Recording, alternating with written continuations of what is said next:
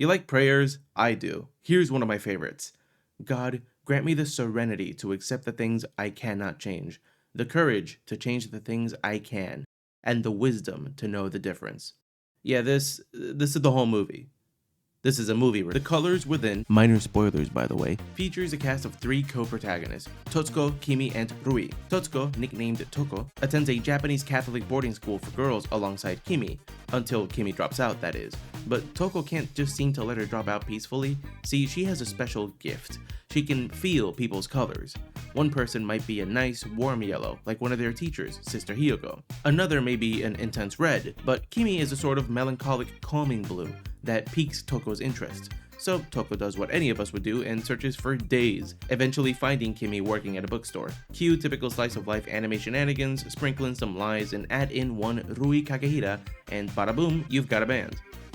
I'll be upfront, this movie speaks to me very personally. Remember that prayer we said at the top? Keep that one in mind, we'll be calling back to it a few times.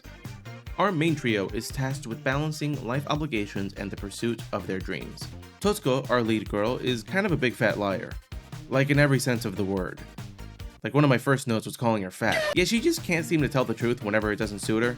She lies to save her skin, to cheer up her friends, to get close to people, and those lies, as you would expect, all come crashing down around her all at once.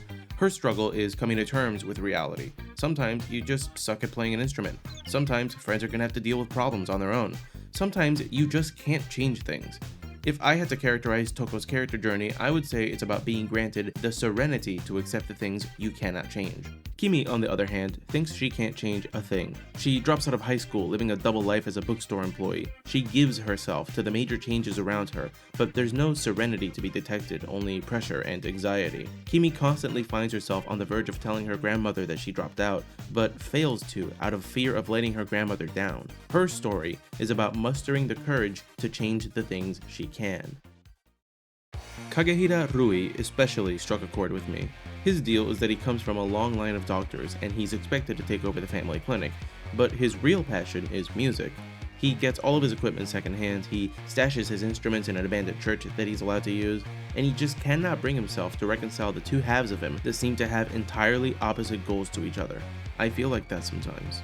As a recent college graduate with big creative aspirations and a family that's coming to depend on me more and more, I find myself regularly having to decide between dedicating time either to creative endeavors or to family matters. It's refreshing to see such a nuanced character properly explored in this medium, without any theatrics or big dramatic set pieces.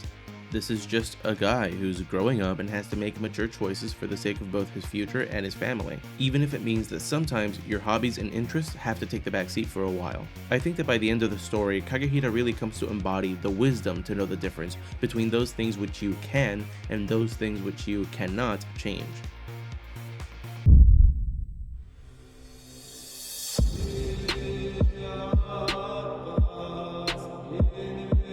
Now that we've discussed our protagonists and their themes, let's get into what I'm sure a good chunk of you are here for.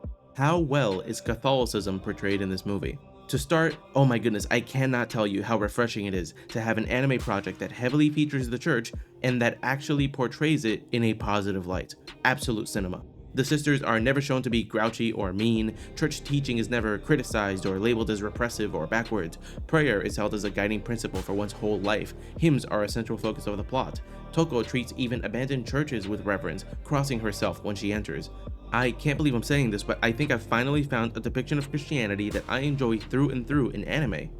Don't get me wrong, I could totally nitpick a couple things. Sister Hiyoko waffles on whether or not lying is wrong, Toko is a little flippant about confession, but those really are nitpicks and they're somewhat realistic depictions of Christians as well. I know that I wasn't super reverent about confession when I was 15.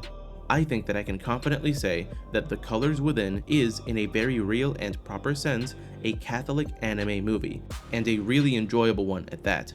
I'm giving this one a 9 out of 10. Oh, and one more thing. Tower of God Season 2 sucks. What did you think about The Colors Within? Do you disagree with anything I said? Let me know in the comments below. Like the video, subscribe, ring the bell, you know the drill. If you want to hang out with Catholics like me, even if you're not quite Catholic yourself, check out the Catholic Diocese of Discord and tell them I sent you. Oh, and thank you to Frodo for requesting that I cover this movie. This video wouldn't exist without you. Thanks for watching, and I hope you have a blessed rest of your day.